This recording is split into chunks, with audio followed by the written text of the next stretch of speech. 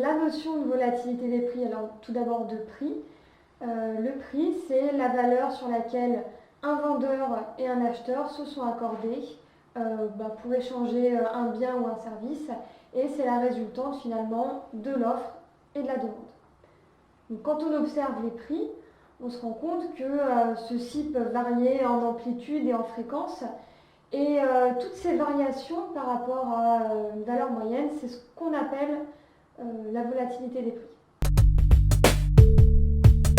Cette notion de volatilité des prix, elle a une origine plutôt ancienne, puisque de nature, les prix agricoles sont volatiles historiquement. Tout d'abord, les productions agricoles ont un cycle de production plutôt rigide, que ce soit pour les végétaux ou pour les animaux. Ceux-ci peuvent être perturbés par divers aléas, par exemple des conditions climatiques défavorables, l'émergence d'une maladie en élevage.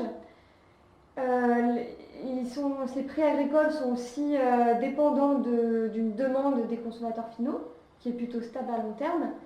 Et la question de la volatilité, elle a aussi pris tout son sens plus récemment en lien avec la mondialisation des marchés agricoles, l'ouverture des marchés et la mise en place de politiques publiques justement pour réguler les prix ou pas et limiter cette volatilité. Par exemple, quand on regarde l'origine de la politique agricole commune, dans les années 60, à la base, la politique agricole commune avait des outils pour maîtriser les prix, avec des mécanismes de prix garantis. Et puis au fil des ans, ces mécanismes de prix ont peu à peu été remplacés par des aides, et notamment avec la réforme de 92. Et c'est là où on a vu beaucoup plus ces phénomènes de volatilité des prix sur les marchés agricoles, et c'est là où cette notion a réellement pris son ampleur. Donc si on devait synthétiser, finalement la volatilité des prix, c'est le résultat de plusieurs facteurs. Des facteurs exogènes aux productions agricoles, donc ça, les aléas climatiques, les risques sanitaires, et des facteurs endogènes propres au marché agricole et au fonctionnement des marchés agricoles, et plutôt à leur mauvais fonctionnement. Là, on pensera à des mécanismes de spéculation, de stockage massif, etc., de mauvaises informations de marché, par exemple. Alors là, aujourd'hui, la volatilité des prix, on est vraiment au cœur de la problématique actuelle et des enjeux. On est actuellement dans une période de crise du porc. Après plutôt 2 bonnes années de bonne conjoncture pour les éleveurs porcins, où le prix du porc avait augmenté, stimulé par une forte demande en provenance des pays d'Asie. Là, on se retrouve dans un contexte où la demande asiatique et notamment chinoise s'est affaiblie. On a beaucoup d'offres sur le marché européen parce que les éleveurs qui ont bénéficié des prix élevés en 2019-2020 ont continué de produire. Ça a incité un certain développement de la production. Actuellement, la production s'est développée, on a beaucoup d'offres. La demande n'est plus réellement présente. Et dans le même temps, au niveau de l'éleveur et au niveau des charges qui incombent à l'éleveur, les prix des matières premières ont flambé durant toute l'année 2021, et l'éleveur de porc se retrouve aujourd'hui dans une situation de ciseaux de prix, avec un coût de l'aliment et des matières premières très élevé, un prix du porc plutôt bas, et c'est vraiment cette forme de non-stabilité du marché qui pénalise les éleveurs aujourd'hui, et qui les pénalise quand même depuis plusieurs mois. Face à ce problème d'effet ciseau, tout d'abord il y a eu une forme de soutien de la part de l'interprofession et des pouvoirs publics, qui ont débloqué une enveloppe d'aide pour les éleveurs. Et aussi on a vu un mouvement d'accélération vers la contractualisation, notamment pour éviter que ces problèmes se reproduisent à l'avenir. Alors, comment on l'observe ? On peut l'observer selon plusieurs pas de temps. Le temps long, donc des variations annuelles. Un temps un peu plus court, à l'échelle de quelques jours.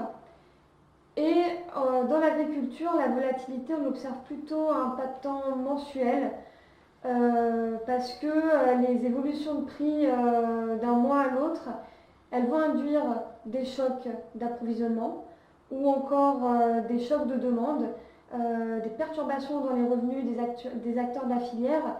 Et du coup, tous les acteurs n'auront pas le temps de s'adapter à ces nouveaux contextes de manière très rapide. Quand on regarde la volatilité des prix, tout d'abord on regarde si vraiment l'amplitude, est-ce que les marchés connaissent un regain soudain des prix à la production ou alors une chute drastique. Mais on regarde également sur le pas de temps sur lequel ces chocs s'illustrent quand on étudie l'évolution des cours du porc, puisque véritablement ça donne une indication directe de l'état de l'offre ou de la demande et ou de la demande sur un marché. Pour revenir à l'exemple de la Chine, directement, le manque d'offres sur le marché chinois, il s'illustre par une hausse brutale des cours. Et du coup, pour les producteurs européens, ça sous-entend un besoin à l'import de la Chine qui va augmenter, et du coup, un débouché qui se crée pour les producteurs européens, par exemple. Alors, la volatilité des prix, on peut l'associer à peut-être deux grands champs disciplinaires, mais dont un qui est vraiment prépondérant, c'est l'économie, parce qu'elle est largement utilisée lorsqu'on étudie les évolutions de prix de toutes les productions agricoles. Et elle est aussi utilisée au sein même des entreprises, lorsqu'elles négocient, par exemple, des contrats d'achat ou de vente, dans le but de limiter le risque financier. Le deuxième grand champ disciplinaire, mais qui finalement est sous-jacent, c'est le champ disciplinaire de tout ce qui est les politiques publiques, puisqu'elles vont permettre la mise en place d'outils de régulation des prix. On pensera bien évidemment aux quotas laitiers, où là vraiment c'est un outil qui illustre vraiment bien ces mécanismes de régulation de prix. Et il y a également d'autres mécanismes qui peuvent être mis en place. Là, on pensera aussi à la mise en place des marchés à terme, qui eux aussi, le but c'est de lisser les prix et de minimiser ce risque de volatilité. Autre type de politique publique qui influe cette notion qui évoque cette notion de volatilité, c'est toutes les politiques qui visent à réguler les échanges internationaux. Par exemple, quand on a trop d'offres sur un marché, il va y avoir des politiques d'incitation à l'export, ou à l'inverse, quand sur un marché on n'a pas assez d'offres, que les prix commencent à monter par manque d'offres, certains pays peuvent mettre en place des politiques d'achat, d'importation massive. C'est une notion qui va principalement être associée à tous les exercices de prévision de prix dans le milieu agricole, puisque pour faire des prévisions de prix, on met en place des modèles statistiques qui tentent de décomposer tous les facteurs qui influent sur les prix et sur la volatilité. Et finalement, c'est tous ces facteurs qu'on tente d'étudier et qui permettent de modéliser des cycles de prix et justement qui permettent de prévoir dans une certaine mesure les prix du porc.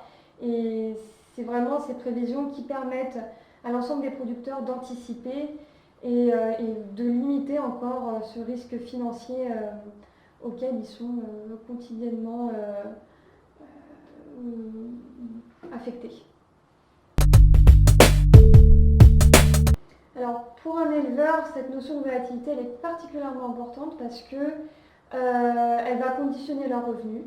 Le revenu d'un éleveur, il y a une grosse partie, c'est lié finalement au prix auquel l'éleveur ou le producteur va vendre sa production, mais c'est également conditionné au prix de ses intrants. Et là, on comptera par exemple le prix de l'alimentation, des engrais, etc., qui eux sont également des marchés très volatiles. Et le souci, c'est que pour produire, l'éleveur va investir dans de l'aliment, dans des bâtiments, et ce sont en général des investissements qui sont sur des pas de temps différents que ceux de la production et du prix de vente. Et du coup, c'est ces temps de répercussion d'un prix d'un bout à l'autre de la production qui induit un risque financier pour l'éleveur. Sur la volatilité des prix, elle est plus ou moins importante selon les filières alimentaires, selon les filières végétales, animales, etc. Mais compte tenu du risque sur les revenus pour les acteurs de la filière, des risques financiers, elle fait l'objet d'interventions de la part des politiques publiques. Et notamment, on peut citer comme exemple la loi Egalim, où il y a peut-être une couleur un peu plus forte apportée aux répercussions des prix tout au long de la filière, aux revenus des agriculteurs notamment. On pensera également à la mise en place de contractualisation dans les filières. Et c'est vraiment des mécanismes qui vont jouer sur la structure même de la filière. Dans le cadre de la transition agroécologique, la volatilité peut fragiliser les agriculteurs aux capacités financières les plus limitées. Et du coup, cette maîtrise de la volatilité, elle permet justement d'apporter une stabilisation des revenus des agriculteurs, des coûts de production, et c'est vraiment un facteur de visibilité pour les agriculteurs pour faire des investissements plus lourds, des investissements en termes de bien-être animal, de limitation de l'impact de l'agriculture sur l'environnement, des investissements même en termes de travail de l'agriculteur. Et c'est du coup nécessaire dans ce cadre-là de la transition agroécologique, d'avoir cette visibilité puisque les investissements liés à ça sont très lourds et que le risque financier peut être plus important. Et autre chose, la transition agroécologique, elle passe par la mise en place de production plus différenciée ou plus segmentée sur le marché. Et avoir cette visibilité, ça permet aussi aux producteurs de s'assurer des débouchés. Et c'est nécessaire en fait pour limiter cette volatilité des prix, c'est d'avoir vraiment une capacité d'anticipation sur l'ensemble de la filière alimentaire.